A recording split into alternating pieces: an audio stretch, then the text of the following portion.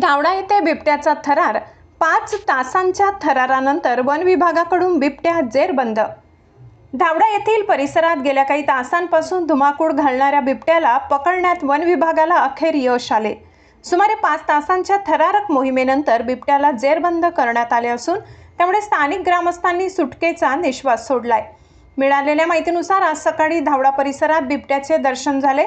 बिबट्या लोकवस्तीच्या दिशेने आल्याने गावात एकच खळबळ उडाली. माहिती मिळताच ग्रामस्थांनी वन विभागाशी संपर्क साधला. दरम्यान बिबट्याला पाहण्यासाठी बघ्यांनी मोठी गर्दी केली होती, ज्यामुळे बिबट्या बिथरला होता. 5 तासांचे रेस्क्यू ऑपरेशन घटनेचे गांभीर्य लक्षात घेऊन श्रीमती नीता फुले मॅडम यांच्या नेतृत्वाखाली तसेच वन परिमंडळ अधिकारी भोकरदन योगेश डोंबळे, वनरक्षक ज्ञानेश्वर पवार यांच्या समन्वयातून कारवाई करण्यात आली. रेस्क्यू टीमचे आशिष जोशी सर व दीपक वटाणे सर यांनी अथक परिश्रम घेतले. वन विभागाचे पथक तातडीने घटनास्थळी दाखल झाले. बिबट्या एका सुरक्षित ठिकाणी लपून बसला होता. त्याला जेरबंद करण्यासाठी वन विभागाच्या कर्मचाऱ्यांनी संपूर्ण परिसराची वेढाबंदी केली.